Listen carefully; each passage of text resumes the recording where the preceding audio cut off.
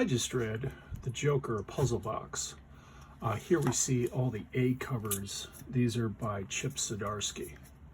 The creative team is Matthew Rosenberg, and the primary artist is Jesus Marino.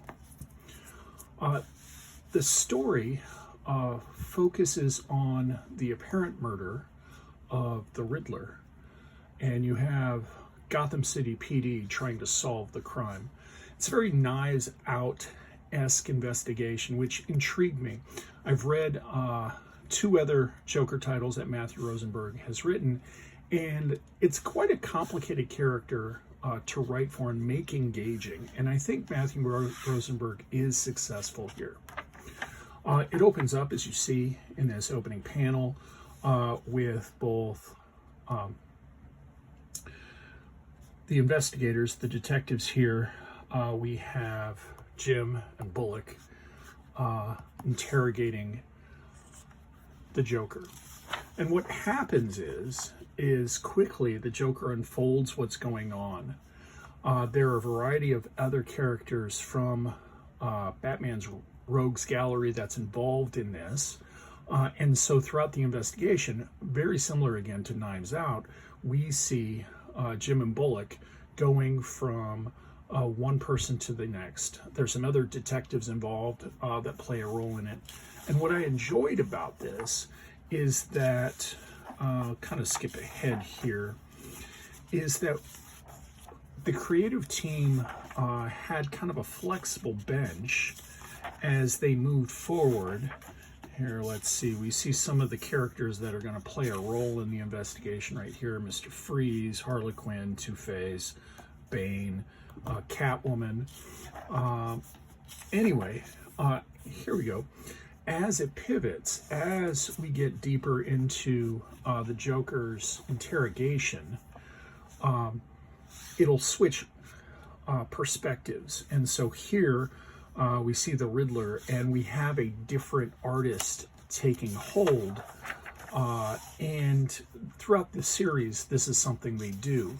When you have another character, another member of the Rogues Gallery that is being interrogated, they bring in a different artist, and so we see thought bubbles that change color and design, the kind of perspective, the voice of the character, like in this case with Riddler, has a very different voice than the Riddler character typically does in a Batman book, because it's from the Joker's perspective.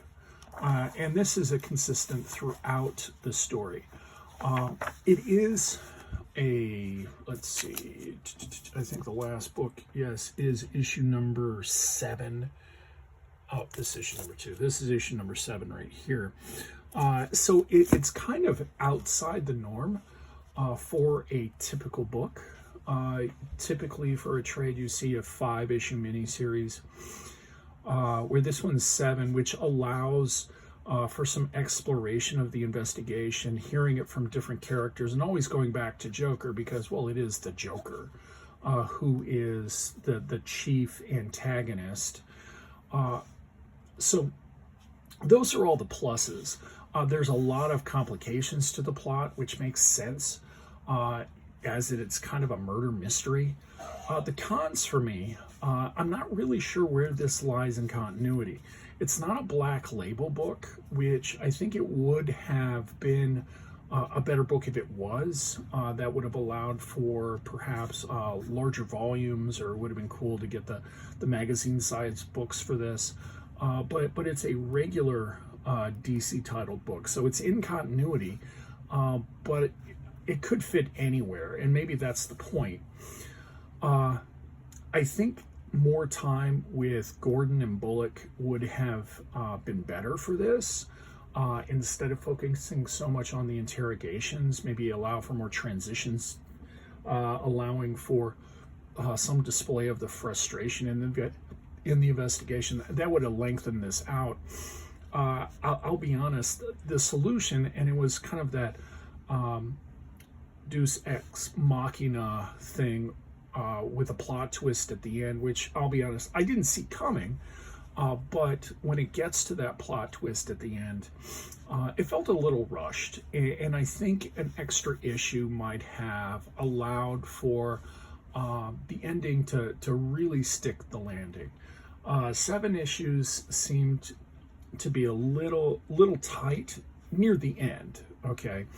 But 12 issues probably clearly would have been too much. So I think maybe one more issue and give more time with transitions with Bullock and Gordon. But overall, this was a really fun book. And I think it definitely shows the strength DC has in making evergreen stories like this. Like someone could pick this up in trade next year before, even though this came out in 2021, and enjoy the story, which I think, again, is a strength DC has over Marvel right now. So if you enjoyed listening to my review, please do like, share, subscribe. Thank you for listening, prattle on about comic books that I've read, and don't forget, please do read more comics.